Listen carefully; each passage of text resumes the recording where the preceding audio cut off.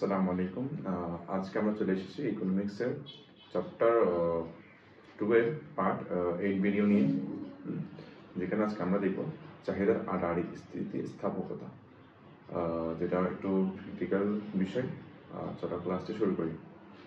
তো চাহিদার আড়াআড়ি স্থিতিস্থাপকতা কেমন হয়? আচ্ছা, এটা মূলত হয় দুইটি দ্রব্য থাকবে, একে অপরের পরিবর্তক বা পরিপূরক হতে পারে। কি কি হতে পারে? দুইটি দ্রব্য থাকবে যেটা একে অপরের পরিবর্তক বা পরিপূরক হতে পারে। ঠিক না? পরিবর্তক হতে পারে, পরিপূরক হতে পারে একে অপরের। আচ্ছা, এটা গেল। এরপরে মনে করো একটা, আমি এটাকে আঁকি, চাহিদা অপেক্ষা করি, আমি এটা বোঝাবো পরিবর্তক কি জিনিস, পরিপূরক কি জিনিস। একটু পর বোঝাচ্ছি। মনে করি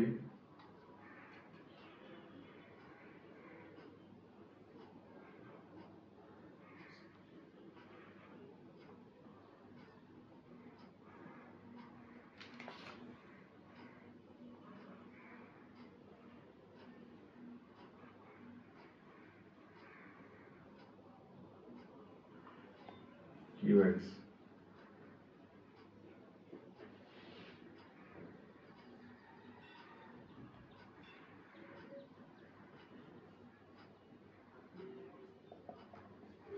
আমি কি লিখলাম? মনে করি এক্স দ্রব্যের চাহিদা অপেক্ষকটা, দ্রব্যের চাহিদা অপেক্ষক, যেখানে কিউএক্স দেওয়া আছে, ফাংশন দেওয়া আছে, পি এক্স দেওয়া আছে, পি এস দেওয়া আছে, পিসি দেওয়া আছে আর ওয়াই দেওয়া আছে। আচ্ছা, আমি এখন লিখব পি এক্স মানে কি, পি এস মানে কি, পিসি মানে কি আর ওয়াই মানে কি। পি এক্স লিখি, পি হচ্ছে যে এক্স দ্রব্যের দাম, মানে পি মানে প্রাইস না, ওই কারণে এক্স দ্রব্যের দাম লিখলাম। আচ্ছা, ঠিক আছে। এরপরে পি এস লিখলাম। পি এস মানে হচ্ছে যে কি, এক্স দ্রব্যের বিকল্প বা পরিবর্তক দ্রব্যের দাম লিখলাম। এক্স দ্রব্যের বিকল্প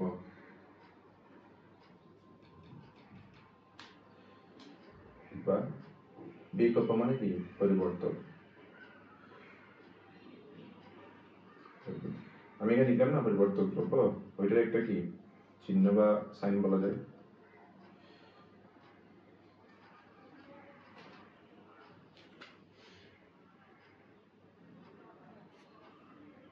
পিসি মানে কি,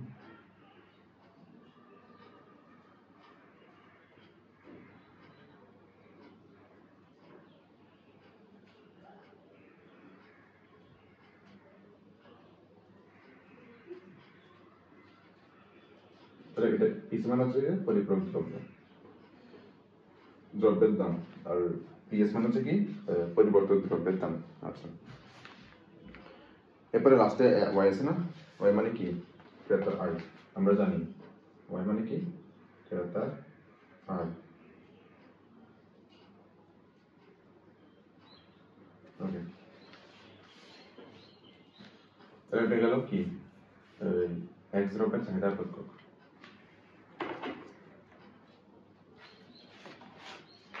এখন দেখবো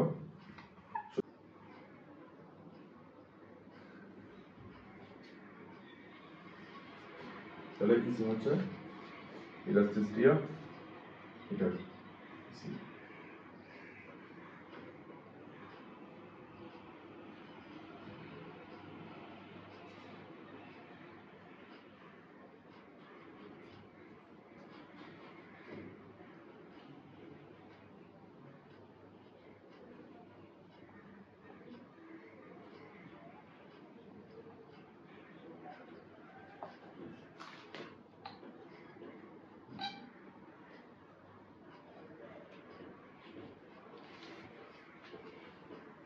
নিচে ওয়াই করবে, লিখে বলো।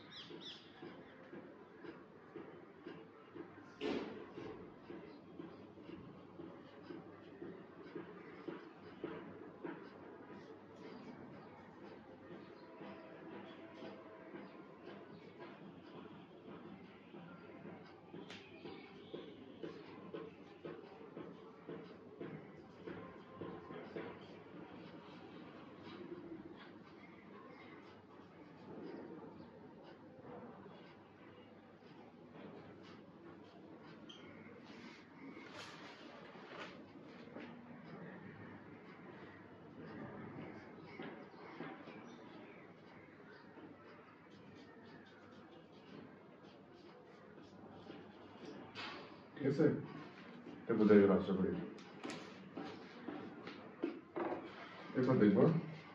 এখন দেখবো দ্রব্যের প্রকৃতি, মানে আর স্থিতিস্থাপকতার মধ্যে কোন দ্রব্যটার ক্ষেত্রে কি।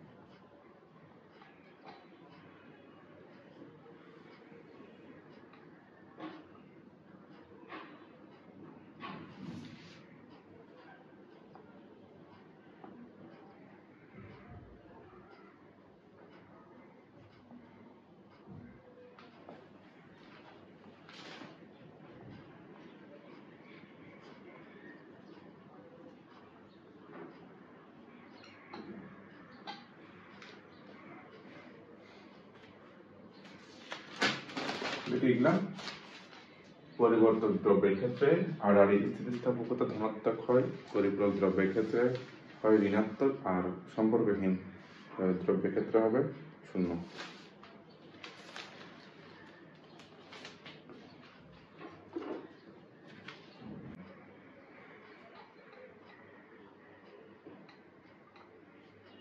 উদাহরণ 1,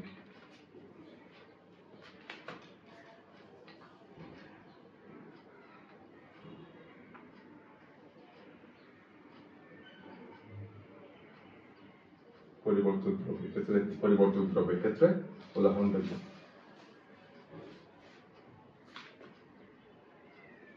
জেনারেলি দ্রব্যের ক্ষেত্রে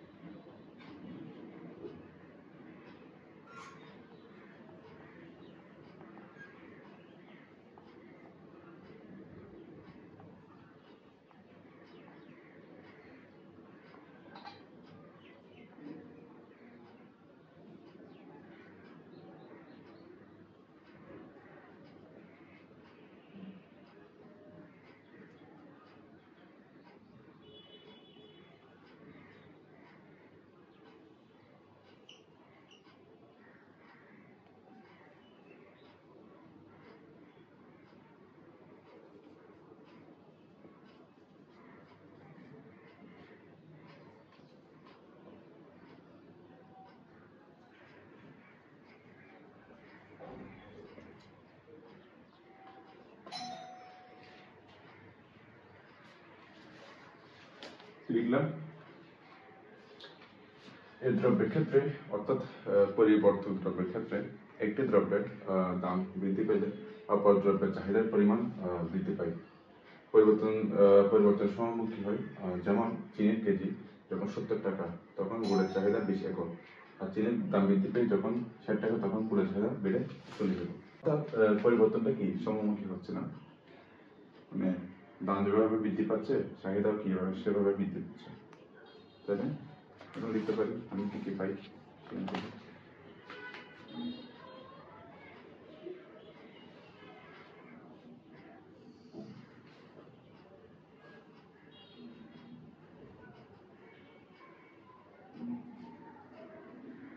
খেয়াল করো px মানে x দ্রব্যের দাম কত ছিল, 70 টাকা না?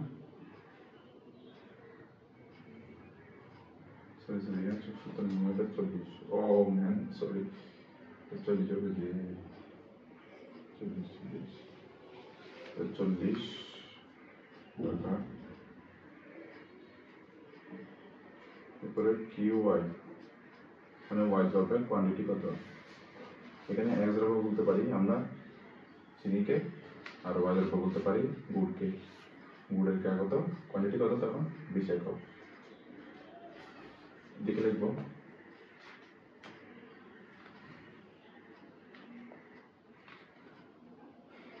আচ্ছা, এখন দেখবো চিনির দাম বৃদ্ধি পাচ্ছে না, 60 টাকা হয়েছে, তখন px 1 হয়ে যাবে, মানে x দ্রব্যের দাম কত হয়ে গেছে, 60 টাকা হয়ে গেছে। এখন দেখবো qx1 মানে যদি qy1 মানে y দ্রব্যের চাহিদা কত বৃদ্ধি পেয়েছে, 40 হয়ে গেছে না, 20 থেকে 40, 20 থেকে 40 হয়ে গেছে, 40 একক।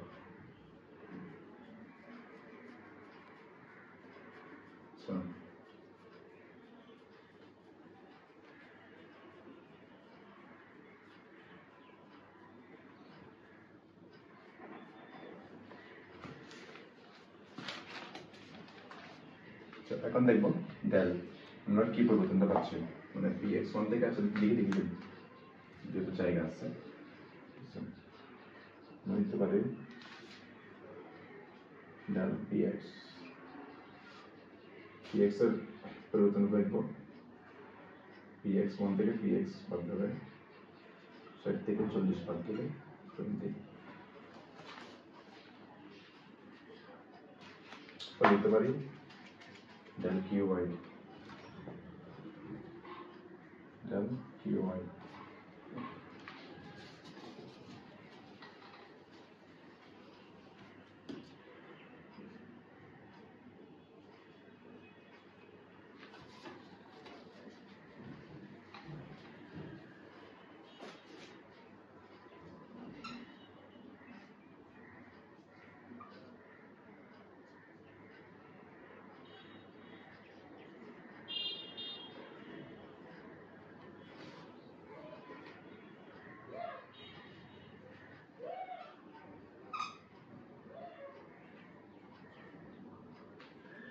একক। তাহলে আচ্ছা এখন লিখলাম, এখন দেখবো আমরা সূত্র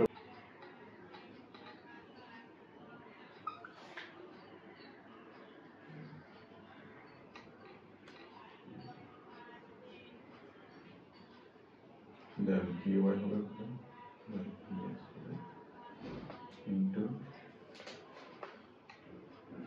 px হবে পরে qy হবে নিচে। খেয়াল করো del qy কি পেয়েছি 20 পেয়েছি, del px পেয়েছিলাম 20 ইনটু px প্রাথমিক px কত পেয়েছিলাম 40, আর qy কত পেয়েছিলাম 20। আচ্ছা তাহলে কত পাই আনসার 2, যেটা ধনাত্মক আনসার 2 ধনাত্মক। আচ্ছা এখন দেখবো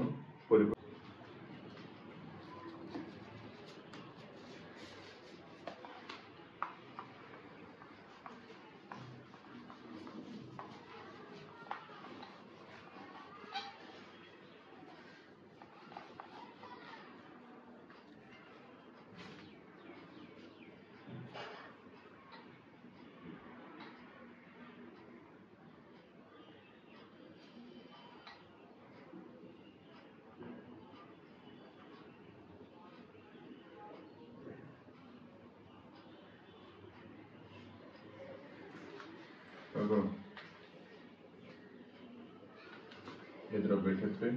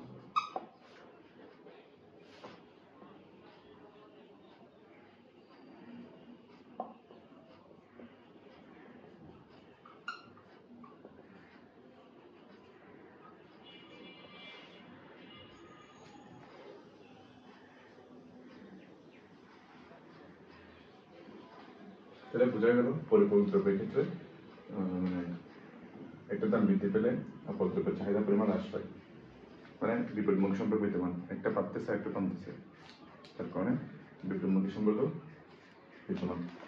এটা কোন দ্রব্যের ক্ষেত্রে হতে পারে? আই গেস এটা হবে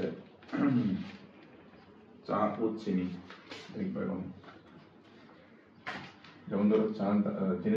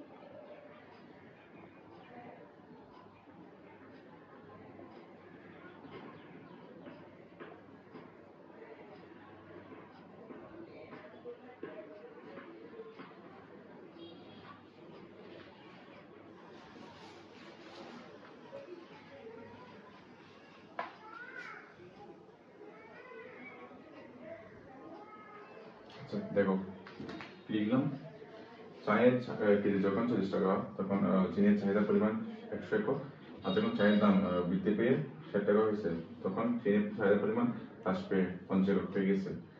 মানে যখন চায়ের কেজি যখন 40 টাকা তখন চিনির পরিমাণ কত 100 একক, আর যখন চায়ের দাম বৃদ্ধি পেয়েছে।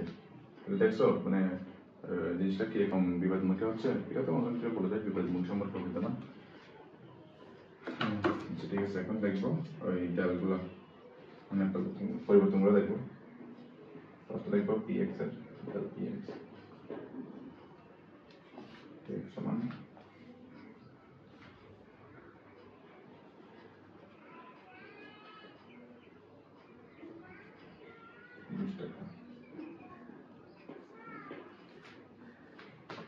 দেখো ডাল qx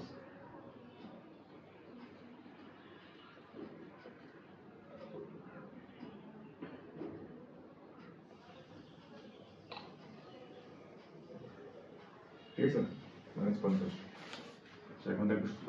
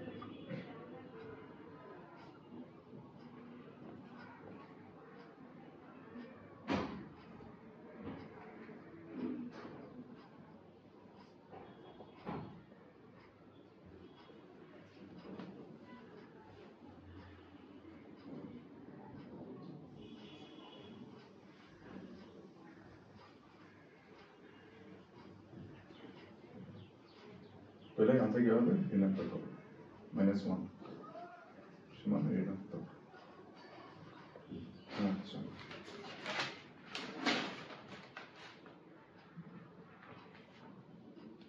আচ্ছা আজকে তাহলে এতটুকু রাখি, পরবর্তী ক্লাসে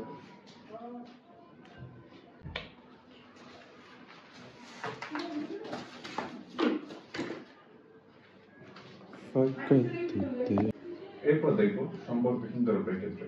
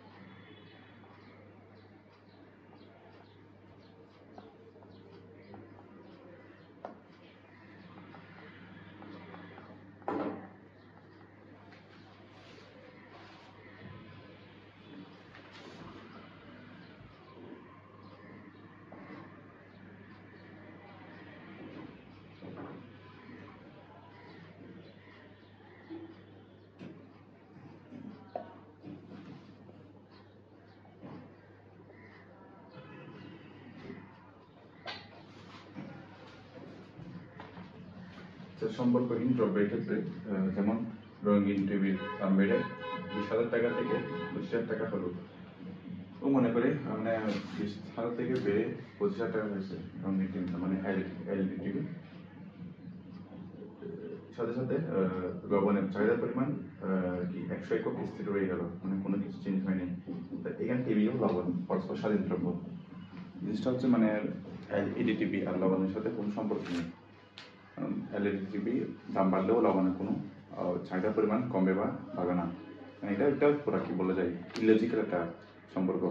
তো এই জন্য এটা বলে কি, এটাকে বলে সম্পর্কহীন দ্রব্য বা পরস্পর স্বাধীন দ্রব্য। সম্পর্কহীন দ্রব্য আর পরস্পর স্বাধীন দ্রব্য একটা নাম।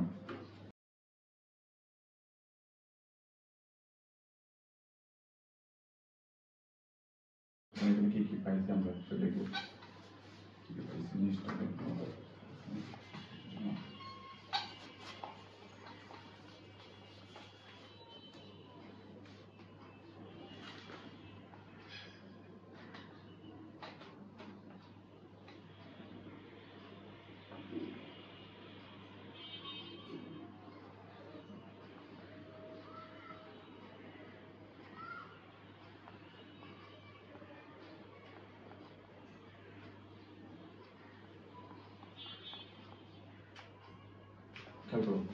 এখানে পিএক্স কত, মানে এক্স ড্রপের চাহিদা দাম কত, 20,000 একক, মানে আমি মনে করি এটা এলইডি টিভিকে আমি এক্স দ্রব্য ধরে 20,000 টাকা, আর এটা বেড়ে কত হচ্ছে 25,000 টাকা হচ্ছে। এরপরে কি হয়, তখন লবণের চাহিদা মনে করি, ওয়াইটা হচ্ছে কি লবণ, আর লবণের চাহিদা কিউ মানে হচ্ছে কোয়ান্টিটি, লবণের কোয়ান্টিটি বা চাহিদা কত 100 একক থেকে 100 একক রয়ে কোনো চেঞ্জ হয়নি। এখন দেখবো পরিবর্তন করা ডেল পিএক্স এর চেঞ্জ হয়েছে না, এই জন্য পিএক্স লিখবো সমান সমান px1 থেকে px বাদ যাবে, px1 থেকে px বাদ গেলে 25,000 থেকে 20,000 বাদ। আচ্ছা তাহলে এটা কি হচ্ছে 5,000, এটা হচ্ছে কি আনসার। ওকে, এখন দেখবো ডেল কিউ এর মধ্যে কোনো চেঞ্জ হচ্ছে কিনা। ডেল কিউ ওয়াই 100 থেকে 100, তাহলে আনসার কত 0। সুতরাং টিসি কত হবে আনসার, টিসি সমান ডেল কিউ ওয়াই, সূত্র লিখে আগে del px into px by qy সমান কি হচ্ছে del px মানে 0, del px হচ্ছে তো 5,000 into px কত, px মানে হচ্ছে 20,000। আচ্ছা এরপরে qy মান কত, qy হচ্ছে 100, দেখো আনসার কত হয়, 0 এটাকে গুণ দিলে কি আনসার কি হবে, 0 হবে। তাহলে আমাদের জিনিসটা মিলছে, আনসার কি পেয়েছি আমরা, এটা 0 পেয়েছি। আচ্ছা তাহলে আজকে ক্লাস এতটুকুই, আজকে ক্লাস অনেক লং হয়েছে, পরবর্তী ক্লাস দেখা হবে ইনশাল্লাহ আরও বিভিন্ন টপিক নিয়ে। ততক্ষণ ভালো থেকো, আসসালামু আলাইকুম।